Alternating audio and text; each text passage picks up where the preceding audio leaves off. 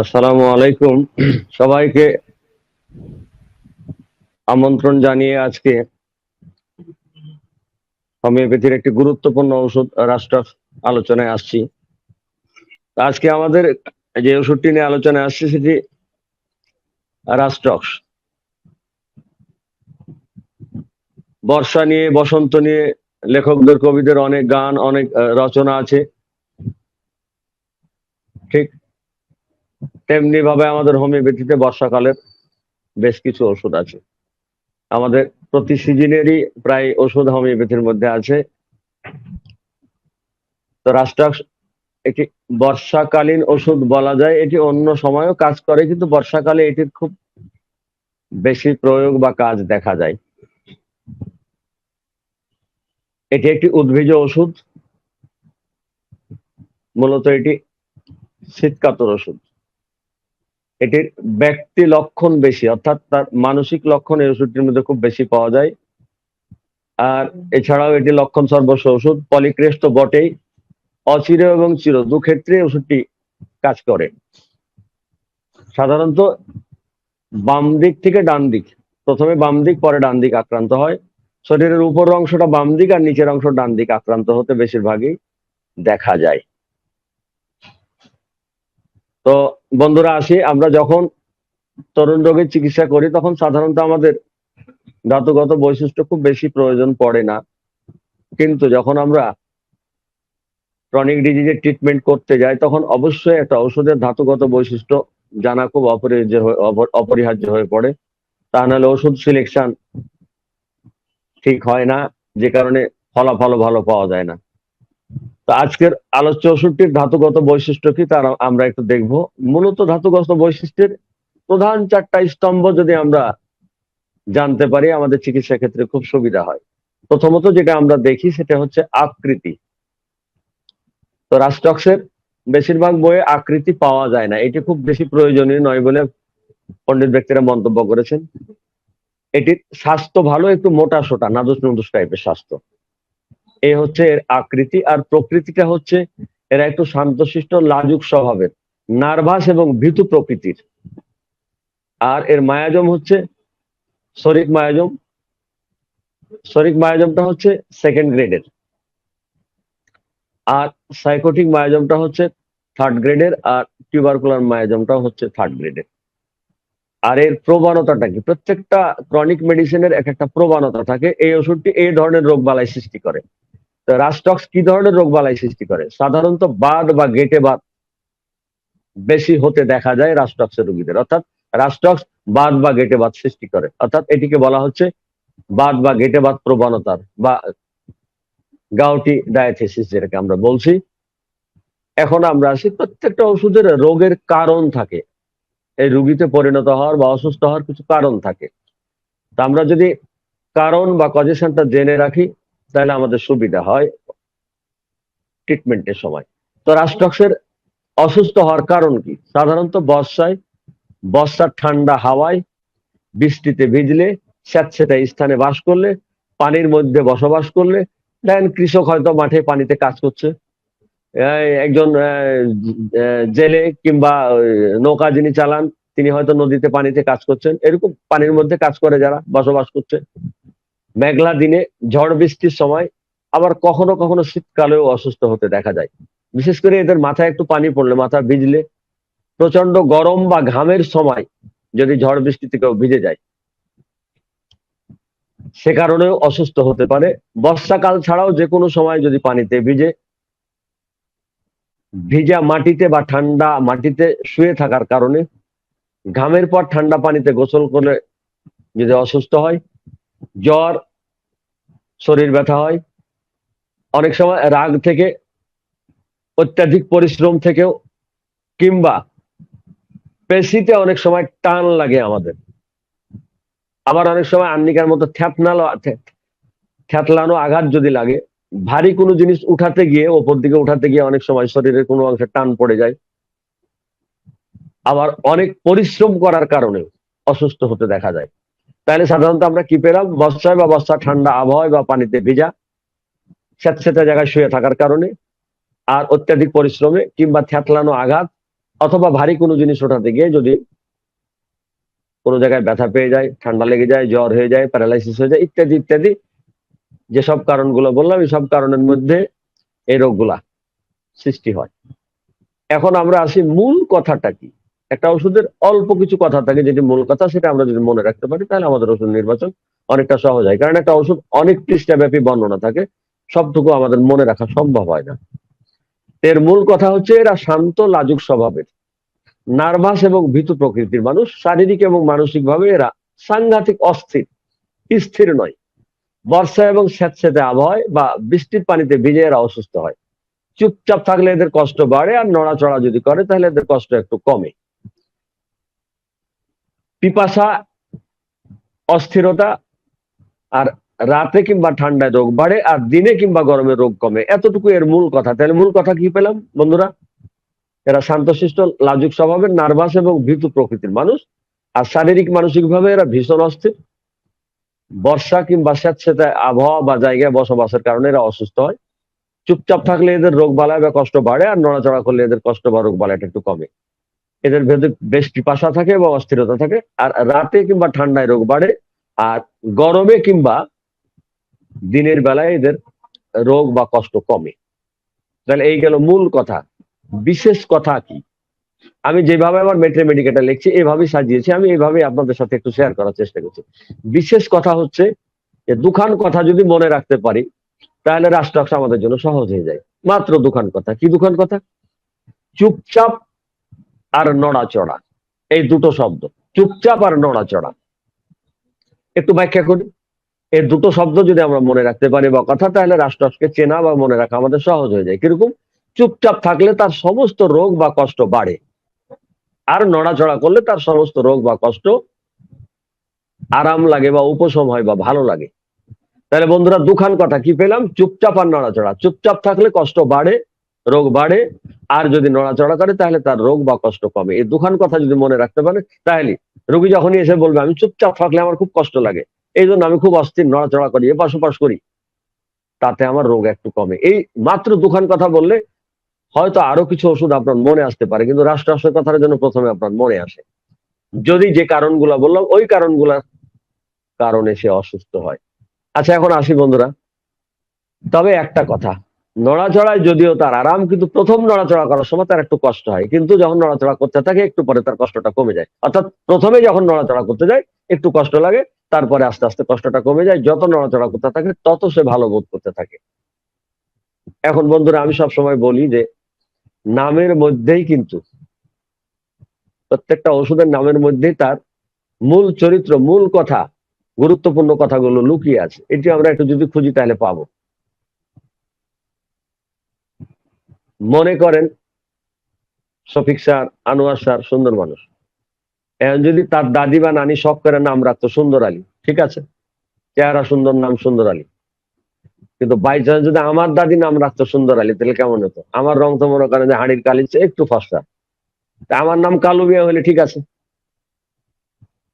তাহলে বোঝা গেল যে আমার যেরকম চেহারা আমার নামটা এরকম হওয়া উচিত, কিন্তু চেহারার সাথে যদি নাম না মিলে, আমার নাম মনে করেন যে আমার চেহারা কালু মিয়া, আমার নাম যদি লালচান হয়, তাহলে তো কেমন দেখায়? হ্যানিম্যান স্যার এমন ভাবে একটা বিজ্ঞান আবিষ্কার করে গেছে, যেই দিক খুঁজবেন এই দিকে সদৃশ্য, নামের মধ্যে সদৃশ্য আছে। তা আমরা আলোচনা আসি দেখি নামের মধ্যে তার মূল লক্ষণ গুলো পাই কিনা। সদৃশ্য আসলে হোমিওপ্যাথি শব্দের অর্থ যদি সদৃশ্য হয়, তো সদৃশ্য আমরা সব জায়গায় খুঁজে পাবো, নামের মধ্যে সদৃশ্য আছে। দেখেন রাষ্ট্রাংশের প্রথম অক্ষর কি? আর। আর দিয়ে দেখেন রেস্টলেসনেস, এর অর্থ অস্থিরতা। অস্থিরতা রাষ্ট্রাংশের অন্যতম কথা। এরপরে এইচ, হারি, তাড়াহুড়া, এটিও রাষ্ট্রাংশের অন্যতম কথা। এরপরে আনফরচুনেট ফিলস, তারা নিজেকে ভাগ্যহত মনে করে আমার ভাগ্য ভালো না, এটাও রাষ্ট্রাংশের বিশেষ কথা। এরপরে এস, সিরিয়াসনেস, সাংঘাতিক, রোগবালাই কিন্তু সাংঘাতিক, তাহলে এটিও রাষ্ট্রাংশের সাথে মিলে গেল।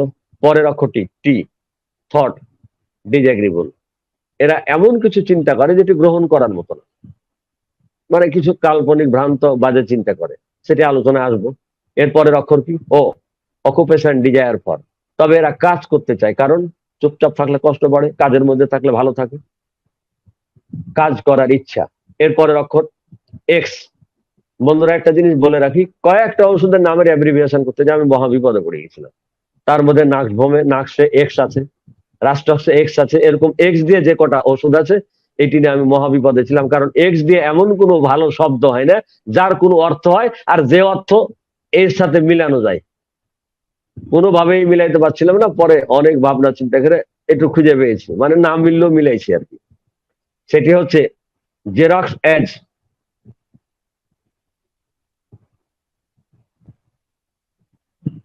Superstitious mind. এরা হচ্ছে কুসংস্কারাচ্ছন্ন মনের ফটোকপি। মানে এদের মধ্যে কিছু কুসংস্কার আছে। তো মনে করেন একটা বইয়ের একটা পাতার ফটোকপি যেমন হয়, কুসংস্কার আচ্ছন্ন মনে করেন এই মানুষের মনের ফটোকপিটা যেন এদের মন। তো রাষ্ট্রক্সের নামের মধ্যে তাহলে আমরা কি পেলাম? অস্থিরতা, তাড়াহুড়া, ভাগ্যহত মনে করা, নিজেকে সাংঘাতিক, এদের রোগবালায়, অগ্রহণযোগ্য চিন্তা ভাবনা, কাজ করার ইচ্ছা এবং কুসংস্কারাচ্ছন্ন মনের ফটোকপি এদের চিন্তা ভাবনাগুলো। তাহলে রাষ্ট্রক্সের নামের মধ্যে এর পুরা সাদৃশ্য আমরা খুঁজে পেলাম।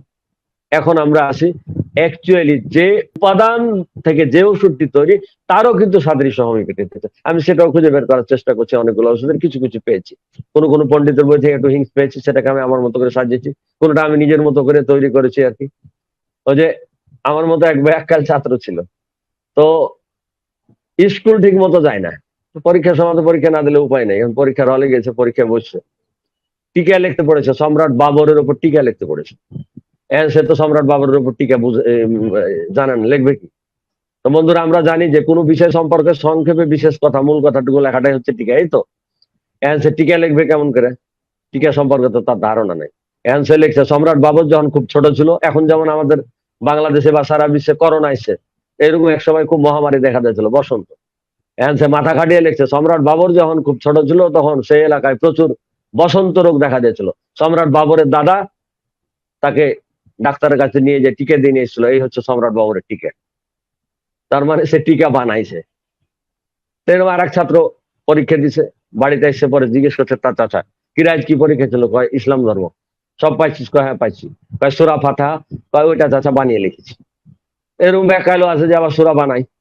তো মনে করলেন যে আমি মাঝে মাঝে এরকম করে কিছু বানাইছি, আপনারা এইটা ভালো করে দেখে শুনে নিন। সাদৃশ্য, রাস অর্থ লাল। যে গাছ থেকে এটি তৈরি ওষুধটি, এই গাছটির নাম হচ্ছে তক্তা তরু। এর পাতা এবং ফুল লাল, বিশেষ করে শরৎকালে এর পাতা ফুলটা লাল। আর টক্সিকোডেন্ড্রন অর্থ হচ্ছে বিষাক্ত উদ্ভিদ। তাহলে কি দাঁড়ালো? লাল বিষাক্ত উদ্ভিদ। মনে রাখতে হবে বন্ধুরা, এর চর্মরোগ, এর জিহ্বার ডগা কিংবা এর আক্রান্ত স্থান কিন্তু লাল হয়ে থাকে। আবার মাঝে মাঝে যেটাকে আমরা আরক্ত জ্বর বলি, লাল জ্বর, এই লাল জ্বরও কিন্তু রাষ্ট্রাংশে আছে। তা আমরা আসি, এর চর্মরোগ এবং প্রদাহিত স্থান কিন্তু লাল এবং বিষাক্ত হয়ে থাকে। তক্তাতরু নামক গাছটি থেকে এই ওষুধটি তৈরি, সেটি একটু আগে বললাম। এই গাছটি বর্ষাকালে স্যাঁতস্যাঁতে স্থানে জন্মে। দিনের বেলায় রোদে গাছটা দুর্বল হয়ে পড়ে, আর রাত যখন হয় অর্থাৎ ঠান্ডা পায় তখন গাছটা খুব তাজা হয়ে যায়। আর গরম তাপে দুর্বল হয়। জুন জুলাই মাসে গরমের দিনে দিনের বেলায় যেমন দুর্বল হয়ে পড়ে, রাতে তেমন তাজা হয়ে যায়, ঠান্ডায় তাজা হয়ে যায়, বৃষ্টির পানি পাইলে তাজা হয়ে যায়, বর্ষাকালে তাজা হয়ে যায়। ঠিক অনুরূপ ভাবে এর তাজা হওয়া এবং দুর্বল হওয়ার সাথে রোগ লক্ষণগুলোর বাড়া কমা একটা মিল আছে। কিরকম? তাহলে এই গাছটি দিনের বেলায় রোদের তাপে কি হয়? দুর্বল হয়ে যায়।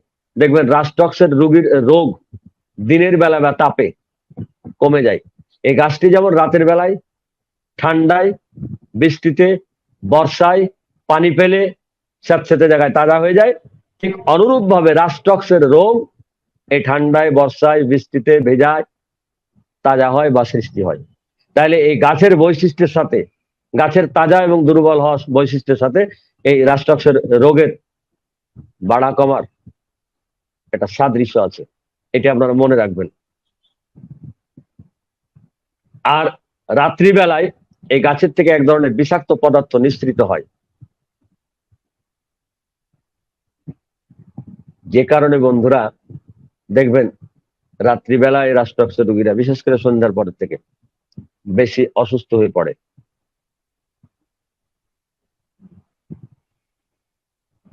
রাষ্ট্রাক্ষের রোগ যেমন ঠান্ডায় বৃদ্ধি, তাপে উপশম, এই গাছটিও ঠান্ডায় তাজা আর তাপে দুর্বল হয়ে পড়ে,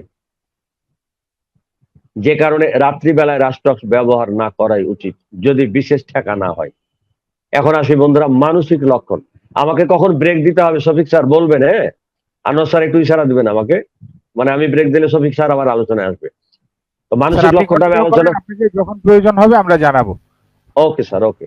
তা আমরা আসি, একটা ওষুধের মানসিক লক্ষণ হচ্ছে সবচেয়ে গুরুত্বপূর্ণ, মোর দ্যান ইম্পর্টেন্ট। তো সন্ধ্যার সময় বা রাত যত বেশি হয়, রাষ্ট্রাক্ষের রোগীর মধ্যে তত উদ্বেগ, টেনশন, আশঙ্কা, ভয়, চিন্তা তত বাড়ে।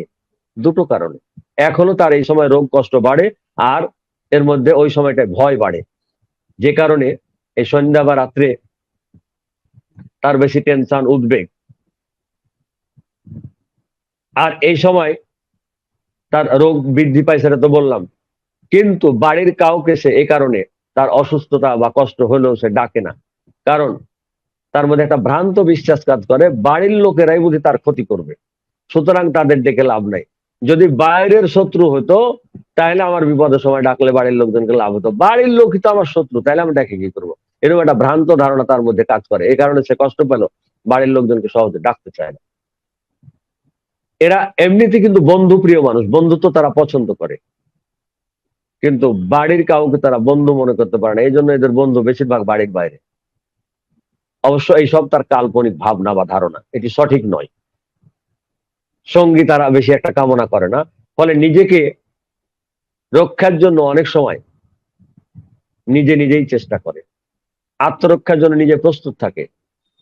চাপা উত্তেজনা তার মধ্যে একটা কাজ করে, নার্ভাস, বিষণ্ণতা, সতর্কতা, চিন্তিত, মনের মধ্যে একটা ভয় তার কাজ করতে থাকে, মনে সর্বদা যেন একটা বিষাদ, একটা হতাশা, যে কারণে অনেক সময় নীরবে তাকে কান্না করতে দেখা যায়। এরা এমনিতে খুব শান্তশিষ্ট মানুষ, নার্ভাস মানুষ, কিন্তু লোভ আছে স্যার, লোভী, আবার অন্যের ত্রুটিও খুঁজে, মাঝে মাঝে দীর্ঘশ্বাস ফেলে। যারা একটু ত্রুটি খুঁজে বেড়া মানুষ, পরচ্ছিদ্র পরে ছিদ্র খুঁজে বেড়া মানুষ, যারা একটু লোভী মানুষ, তাদের কোথায় যেন একটি অপ্রাপ্তির কষ্ট কাজ করে, এই জন্য এরা মাঝে মাঝে দীর্ঘশ্বাসও ফেলে। এরা অনেক সময় পানিতে ডুবে মরতে চায় কিন্তু সাহস পায় না। তো এই প্রসঙ্গে আমার একটা গল্প মনে পড়ে গেল। এক লোক রাতের বেলা দড়ি হাতে করে আর হ্যারিকেন নিয়ে চলে যাচ্ছে। এক লোকের সাথে রাস্তায় দেখা, কয় তুমি কোথায় যাও? কয় আত্মহত্যা করবো। তো কোথায়? কয় গাছে, বাগানে যাবো, বাগানে গাছে একটু ঝিলে মরবো। তোকে হাতে হ্যারিকেন কেন? কয় যদি সাপে কামড় দেয়। মরতে যাইছে, আবার সাপে কামড়িয়ে মরবে, তাই বাবা হ্যারিকেন জালে মরতে যাইছে। এরা মরার ইচ্ছা, পানিতে ডুবে মরবে, কিন্তু ডর লাগে, সেখানে মরতে পারে না। তো এদের মধ্যে কিছু কুসংস্কার কাজ করে, সেগুলোর প্রমাণ আপনারা পাবেন।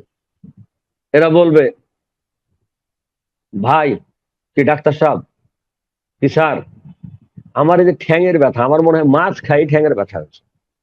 মাছ খেয়ে কি ঠ্যাঙের ব্যথা হয়? কিন্তু তার ধারণা আমি মাছ খাওয়ার কারণে আমার ঠ্যাঙে ব্যথা হয়েছে।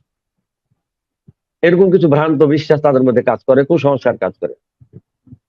মিষ্টি খাওয়ার পরে বোধহয় আমার ঘুম কমে গেছে স্যার, আমি আজ রাতে কিন্তু মিষ্টি খাইছিলাম। আর না রে ভাই, মিষ্টি খেলে ঘুম কমে নাকি, এটা কথা হলো? কয় না স্যার, আপনি বিশ্বাস করবেন না, আমি আগেও একদিন খাইছিলাম, সেদিন আমার ঘুম কমে গেছিল। মানে তার মধ্যে একটা ভ্রান্ত বিশ্বাস কাজ করে যে বোধহয় মিষ্টি খাওয়ার কারণে ঘুম কমে গেছে। এদের ধারণা আত্মীয় স্বজন, বন্ধু বান্ধব সবাই তাকে ছেড়ে চলে যাবে, তাই মাঝে মাঝে সে নিজেকে খুব অসহায় মনে করে, কোনোভাবেই বিশ্রামে সে শান্তি পায় না, খারাপ কিছু ঘটবে এরকম একটা আশঙ্কা তার মধ্যে কাজ করে। অনেক সময় ভূতের ভয়, আবার খুন হওয়ার ভয়ও কাজ করে। বাড়ির লোকজন কি তার সবচেয়ে বেশি ভয়, এরাই বোধহয় আমার সর্বনাশ করে দেবে, আমার ভাই বোধহয় আমার মেরে ফেলবে, আরে আমার অমুক বোধহয় আমার সর্বনাশ করে দেবে। ভাতিজার ব্যাপারে আমার একটু সতর্ক থাকা লাগবে, মানে বাড়ির লোকজনের ব্যাপারে তার বেশি সন্দেহ। এরা একটু অনুদার অন্যের ব্যাপারে, যাদের লোভ থাকে তারা তো অন্যের ব্যাপারে একটু অনুদার হয়। লোভী মানুষদের ব্যাপারে আসলে একটা গল্প বলি। আগে প্রতি বছর বন্যার সময় ওই বন্যা কিন্তু এলাকায় প্লাবিত করেছে, প্লাবিত করতো, বন্যা ভেসে যেত। তো প্রত্যেক অবস্থা সম্পন্ন মানুষের বাড়িতে একটা করে অন্তত জাল থাকতো মাছ ধরার জন্য, যাদের সামর্থ্য ছিল। তো তিন কোণা ত্রিভুজ আকারের এক ধরনের জাল পাওয়া যেত, মানে তিনটা বাঁশ তিন দিকে, আর মধ্যখানে নেট দিয়ে দুই দিকের বাঁশ ধরে দুইজনে ঠেলতো, তাতে মাছ কিছু আটকাতো। এই জাল বহনের জন্য দুজন লোক লাগে, আর মাছ ধরে থাকার জন্য একজন লাগে। এরকম একজনের জাল আছে, সেই জালটা নিয়ে গ্রামের আর দুজন লোক তিনজন মিলে গেছে মাছ মারতে। মাছ মারলে বেশ কিছু মাছ পাইছে। এখন ওই জালের মালিক মাছ ভাগ করতে বসছে, ভাগ চারটেই করেছে। জালের ভাগ একটা, মানে নিয়ম হলো যে জালের একটা ভাগ দেয়া লাগবে, যেহেতু জালটা যার। আর যদি জালালা নিজে যায় তাকেও একটা দেয়া লাগবে, আর যদি না যায় তাহলে শুধু জালের ভাগ। তো জালালা নিজে গেছে, তার একটা ভাগ, আবার জালের একটা ভাগ, আর যে দুজন সাথে গেছে গ্রামে তাদের দুজনের দুটো ভাগ, মোট চারটা ভাগ করছে।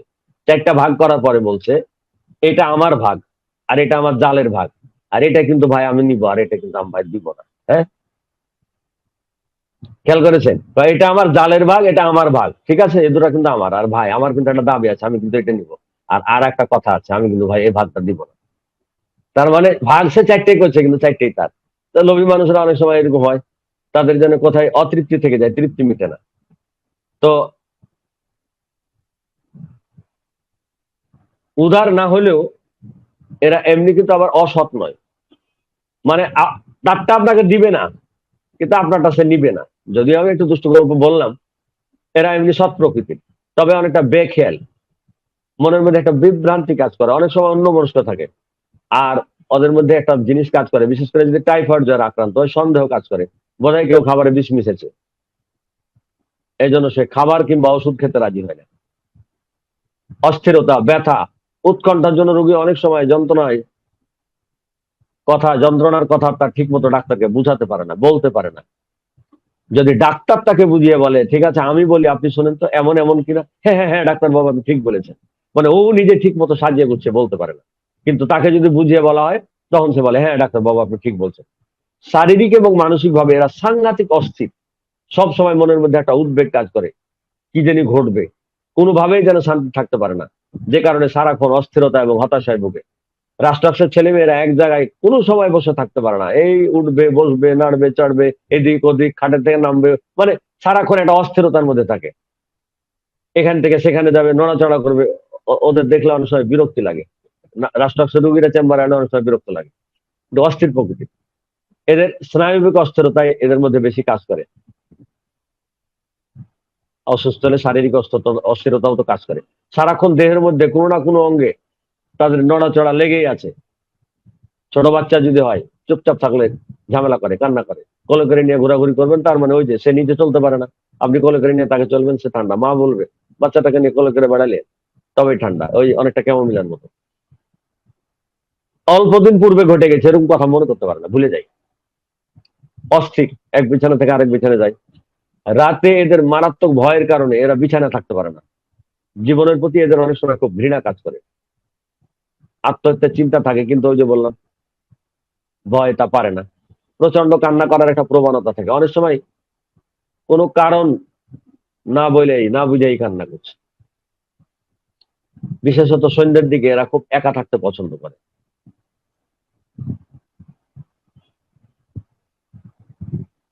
অনেক কিছু এদের বুঝতে দেরি হয়। ঘরের মধ্যে যদি থাকে তাহলে এদের টেনশনটা বেশি হয়, খোলা বাতাসে যদি ঘুরে বেড়ায় তাহলে টেনশন কমে যায়। এটি একটি অদ্ভুত লক্ষণ। পালসিটিয়ালের রোগ ঘরের মধ্যে কমে, এই ঘরের মধ্যে বৃদ্ধি হয়, বাইরে খোলা বাতাসে কমে। আর এর মানসিক সমস্যা বা উৎকণ্ঠা বা টেনশনটা ঘরের মধ্যে কমে, খোলা বাতাসে গেলে কমে যায়।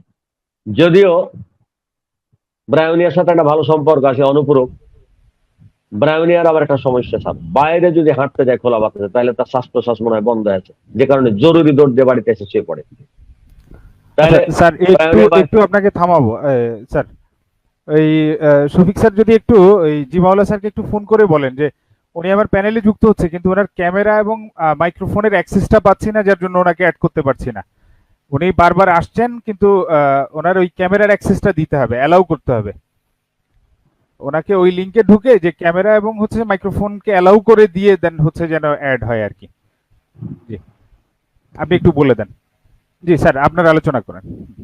ওকে স্যার, এখন মানসিক লক্ষণ এই মোটামুটি গেল। এদের মধ্যে ভয় কাজ করে, উৎকণ্ঠা কাজ করে, টেনশন কাজ করে, আর ভ্রান্ত বিশ্বাস কাজ করে তার আপনজনেরা তার ক্ষতি করবে। এদের অনেক সময় মন বিষণ্ণ থাকে, খারাপ থাকে, আত্মহত্যা করতে ইচ্ছা হয়, কিন্তু ভয়ে আত্মহত্যা করতে পারে না। এই হচ্ছে তার মানসিক মূল কথা। আর মন এবং শরীর দুটোই তাদের একটা অস্থির থাকে। এখন আসি আমরা রোগ লক্ষণে। রোগ লক্ষণগুলো হচ্ছে কি, নদীর জলে স্নান করার পরে যদি কেউ অসুস্থ হয়ে পড়ে, হ্যাঁ, কেউ যদি বলে পুকুরের জলে, হ্যাঁ হতে পারে। বিশেষ করে জলে সাঁতার কেটে যদি অসুস্থ হয়ে যায়, তাহলে কিন্তু রাষ্ট্র খুব ভালো ওষুধ। স্যাঁতসেঁতে স্থানে থাকার কারণে, সেটা খানিক আগে বলেছি। ঘাম অবস্থায় স্নানের পর যদি কারো প্যারালাইসিস হয়, সেই ক্ষেত্রে এটি খুব ভালো ওষুধ। এক্ষেত্রে রোগী স্থির থাকতে পারে না। স্থির থাকলে তার রোগ বাড়ে, মানসিক ভাবে খুব অস্থির এবং চঞ্চল হয়ে পড়ে, মনোবল কমে যায়, কাঁদতে ইচ্ছা করে, অনিচ্ছা সত্ত্বেও তারা কেঁদে ফেলে।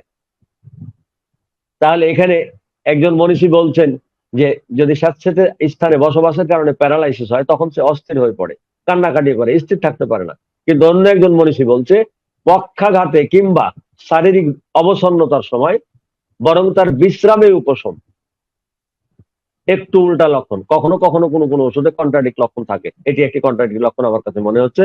এবং বেশি নড়াচড়ায় বৃদ্ধি হয় প্যারালাইসিস। তাহলে দুরকম লক্ষণ যদি আমরা পাই, যদিও রাষ্ট্র মূলত নড়াচড়ায় উপশম, কিন্তু কখনো যদি কোনো ক্ষেত্রে পাওয়া যায় যে অনলি প্যারালাইসিসের রোগী, বেশি নড়লে বৃদ্ধি বরং বিশ্রামে উপশম, সেখানেও আমরা রাষ্ট্র দিতে পারি, যদি অন্য অন্য মানসিক লক্ষণ বা তার কজেশন গুলো ঠিক থাকে। ডাক্তার ফ্যারিংটন বলছে যে বিভিন্ন ধরনের প্যারালাইসিস হতে পাওয়া যায় ভিজে গিয়ে, বিশেষ করে অতি পরিশ্রমের কারণে কিংবা ভিজে গিয়ে যদি প্যারালাইসিস হয়, রাষ্ট্রাক্স একটি ভালো ওষুধ। ডাক্তার ফ্যারিংটন আরো বলছেন যে সবিরাম জ্বরে শরীরের কোন অঙ্গে শীত করে এটি জানা খুবই জরুরি। কিরকম? রাষ্ট্রক্সের যদি জ্বর হয়, তবে শীতটা শুরু হয় যে কোনো এক পা থেকে, সাধারণত উরু থেকে, অথবা আমাদের যে দু কাঁধ আছে, স্ক্যাপুলা আছে, স্ক্যাপুলার মধ্যে থেকে, অথবা যে কোনো এক স্ক্যাপুলা থেকে বা কাঁধ থেকে, পাখনা যেটাকে আমরা বলি, এই যে হাতে নড়াচড়া করলে যে পাখনাটা, এই পাখনার এখান থেকে। তাহলে কি পাওয়া গেল? যদি কোনো রোগী বলে ডাক্তার সাহেব আমার জ্বরের সময় শীত করে ঠিক উরু থেকে, অথবা দুই পাখনার মধ্যখান থেকে পিঠে, অথবা যে কোনো এক পাখনা থেকে, তাহলে রাষ্ট্রক্স নির্দিষ্ট করে ভাবতে পারেন। কিন্তু যদি ইউপেটো পারফোলিয়ামের রোগী হয়, তাহলে অথবা কখনো কখনো নেট্টামিউরের ক্ষেত্রে এটি পাওয়া যায় যে কোমরের পিছন দিক থেকে, কোমরের সামনে নয়, পিছন দিক থেকে তার শীতটা শুরু হবে। কখনো কোনো রোগী যদি এসে বলে ডাক্তার সাহেব আমার জ্বরের সময় না কোমরের পিছন দিক থেকে শীত শুরু করে, তাহলে আমরা ইউপেটো পারফোলিয়াম, নেট্টামিউর দুটার কথা মনে করবো। কিন্তু যদি মনে হয় হাড্ডিতে ব্যথা, তাহলে আমরা পারফোলিয়ামের দিকে ঘুরে যাবো, নেট্টামিউরকে বাদ দেবো। আর যদি জেলসিমিয়ামের জ্বর হয়, তাহলে তার শীতটা শুরু হবে মেরুদণ্ড থেকে, মেরুদণ্ডের মধ্যে মনে হবে যে বেয়ে বেড়াচ্ছে। কিন্তু যদি এমন হয় যে, যে কথাটা বলছিলাম, যে রাস্টক্স ব্রাউনিয়ার অনুপূরক, এটি ডাক্তার ফ্যারিংটন বলছেন, রাস্টক্সের লক্ষণযুক্ত জ্বরে রাস্টক্স যদি ব্যর্থ হয়, অনেক সময় আমরা রাস্টক্সের লক্ষণ হুবহু পাচ্ছি কিন্তু রাস্টক্স কাজ করছে না, তখন যেন আমরা টেরাক্সাকাম যেন ব্যবহার করি। আমাদের বড় একজন মনীষী, সম্ভবত বনি হোসেন স্যারের ছেলে অসুস্থ হয়েছিল, রাস্ট্রক্সের লক্ষণ থাকা সত্ত্বেও রাস্ট্রক্স দিয়ে ভালো করতে পারছিলেন না, পরে টেরাক্সাকাম দেওয়ার পরে তার বাচ্চা সুস্থ হয়েছিলেন। তো জ্বরের ক্ষেত্রে ফ্যারিংটন বলেন যে যখন কোনো অচির রোগ টাইফয়েডে রূপান্তরিত হতে যায়, তখন সেই ক্ষেত্রে বিশেষ করে যদি দেখা যায় যে আমাশা থেকে, ডিপথেরিয়া থেকে, লাল জ্বর থেকে, নিউমোনিয়া থেকে টাইফয়েডের দিকে গড়ে যায়, টাইফয়েডে রূপান্তরিত হয়, তাহলে সেই ক্ষেত্রে রাস্টক্স একমাত্র ভালো ওষুধ। অর্থাৎ তরুণ কিছু রোগ টাইফয়েডে রূপান্তরিত হয়। তো সেই রোগগুলো কি? আমাশা, ডিপথেরিয়া, লাল জ্বর, নিউমোনিয়া, এইসব রোগগুলো যদি টাইফয়েডে রূপান্তরিত হয়, তাহলে ফ্যারিংটন বলছেন যে রাস্টক্স তার খুব ভালো ওষুধ। রাস্টক্সের বাইরে শীত করে কিন্তু ভিতরে অন্তরের মধ্যে তাপ অনুভব করে। ইনফ্লুয়েঞ্জা আমরা জানি যে হাসি কাশি, জ্বর, শরীর ব্যথা, তো সেই ক্ষেত্রে ইনফ্লুয়েঞ্জা এবং রাস্টক্স দুটোরই প্রায় কাছাকাছি লক্ষণ পাওয়া যায়, অসাধারণ ওষুধ। জ্বরের শীত অবস্থা বা শীতের পূর্বে কাশি, বিরক্তিকর কাশি, যে সময় শরীরে জ্বর থাকে এই সময় যদি শীত করে, সে সময় যদি বিরক্তিকর খুব শুষ্ক কাশি হয়, অথবা শরীরে যে সময় শীত শীত শুরু করলো তার পূর্বে বিরক্তিকর শুষ্ক কাশি, এটি রাষ্ট্রাক্ষের খুব বড় লক্ষণ। রাষ্ট্রাক্ষের ভয়ানক সর্দি স্রাব হয়, কখনো কখনো নাক বন্ধ হয়ে যায়, কখনো কখনো হলদে বা সবুজ রঙের সর্দি স্রাব হয়। তবে এর সমস্ত রোগের সাথে প্রায় টাটানি কিংবা কামড়ানি ব্যথা থাকে, যে কারণে এরা সারাক্ষণ ছটফট করে, এপাশ ওপাশ করতে থাকে, তাতে কিছুটা ভালো লাগে। তবে প্রথম নড়াচড়ায় বৃদ্ধি হলেও পরে কিন্তু ভালো লাগে, তাই এপাশ ওপাশ করে। অনেক সময় শরীর টিপে দিলে ভালো লাগে। বিশ্রামেও রাতে বাড়ে, তাই নড়াচড়ার মধ্যে দিয়ে থাকলেই তারা ভালো থাকে।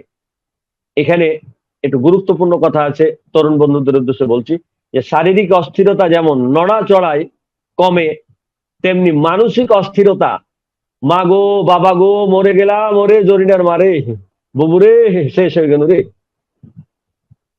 আমার একটু গরম দিয়ে শেখা দে রে, আমার একটু ঢেকে দে রে, ওরে যা একটু টিপে দে রে। এই যে নড়াচড়ায় যেমন তার শারীরিক কষ্ট কমে, এ মা গো বাবা গো মরে গেলাম এটি বলাতেও তার রোগ কমে। এই কারণে দেখবেন রাষ্ট্রাক্ষর রোগীরা বকছে, তার পাশে যাই এত কথা কয়ে না, তোমার জন্য ঘুমাইতে পারছি না, আর তুই মা গো বাবা চিৎকার করছিস কে? তাতে কিন্তু রোগ ছাড়ছে নাকি? হ্যাঁ, এতেও তার কষ্ট কমে। যে কারণে একজন মনীষী বলছেন, মা গো বাবা গো বলে যখন সে চিৎকার করে তাতেও এবং কাতরাতে থাকে, তাতেও তার উপসম্পদ হয়। যে কারণেই সে মা গো বাবা গো করে চিৎকার করে, এবং নড়াচড়া যে কারণে উপশম হয় সে কারণেও সে নড়াচড়া করে। এর একটা কথা মনে পড়ছে স্যার, অনেকের বাড়িতেই দেখা যায় যে অনেকের ওই যে বাতের ব্যথা, এই ব্যথা সেই ব্যথা বা নানান ধরনের ব্যথা ট্যাথা হইলে যদি মহিলা মানুষের হয়, তাই তার স্বামী যদি শফিক স্যারের মতন ভালো না হয় তাহলে তো টিপে দিবে না। আমার মতো ঘাট টাড়াইলে কবি তুই পড়ে থাক। তো সাধারণত দাদিরা যদি অসুস্থ হতো, নানিরা তখন কি করতো? নানা তো কথা শুনে না, দাদা তো কথা শুনে না, তখন অবলম্বন ছিল নাতিরে, এই তুই একটু আমার হাঁটু কান টিপে দিত, একটু সরম সরম করে না যে মহিলা মানুষের হাঁটু টিপবে, এর আবার ঘুষ দিত, এ তুই একটু টিপে দে, তোর একটা চকলেট দিব, তোর একটু মিষ্টি দিব, তোর একটু ওই আইসক্রিম খাওয়াবো। তাই দেখা যাবে যে শফিক স্যারের মতন যদি বুদ্ধিমান মানুষ হয় তাহলে খুব আইসক্রিম খাবো, আর আমার মতন বেকালে গঠিয়া চকলেট খাবো। এ দেখা যাচ্ছে বেশি এই হাঁটু টিপছে দাদিরা, চকলেট খাইছে বেশি দিন, পরে দেখা যাচ্ছে দাঁত গেছে। না স্যার, আমি আপনার কথা কই না, আমি বলছি যে এরকম মেলা মানুষ আছে, দাদির নানির হাঁটু টিপে দিছে, আবার একটু সেকে দিছে, এই একটু নিয়ে এসে আগুন নিয়ে এসে আমার একটা সেট কর, ব্যথা করছে। এরকম অনেক বাড়িতেই পাবেন যে যাদের ঠান্ডায় ব্যথাটা বাড়ে, যে কারণে অনেক সময় বলে একটু গরম দিয়ে সেকে দে, নড়াচড়া করলে ভালো লাগে যে কারণে নড়াচড়া করে, অনেক সময় বলে একটু টিপে দে। এরকম পেশেন্ট কিন্তু আমরা হরে হামেশায় চোখে দেখি। এরা কোনো প্রকার ঠান্ডা পছন্দ করে না, সর্বদা শরীরটা ঢেকে রাখতে চায়, কারণ গরম খাবার কিংবা গরম ঘরে তারা থাকতে পছন্দ করে, এটি তারা একটু ভালো থাকে। কোমরের ব্যথায় কোমরের নিচে শক্ত কিছু যদি দিয়ে শয় বা চাপ দিয়ে শয় বা বসে, তাতে তারা একটু আরাম পায়। অনেক সময় ভারো কিছু উঠাতে গিয়ে বা নামাতে গিয়ে, ওজন সহি কোনো জিনিস, একটা বস্তা উঠাতে গিয়ে, ভারো কোনো জিনিস উঠাতে গিয়ে বা নামাতে গিয়ে অনেক সময় দেখা যায় যে ব্যথা পেল, তাতে এটি একটি ভালো ওষুধ। আরো ভালো ভালো ওষুধ আছে, রুটা আছে, আর্নিকা আছে। স্যার একটু তো ইন্টারফেয়ার করবো আপনাকে। আমাদের সাথে যুক্ত হয়েছেন, আপনারা দেখতে পাচ্ছেন দর্শক, ডক্টর জি মাওলা স্যার, যিনি হোমিওপ্যাথিক কল্যাণ সোসাইটির সিনিয়র সহসভাপতি হিসেবে দায়িত্ব পালন করছেন। স্যার কেমন আছেন? শুনতে পাচ্ছেন আমাকে?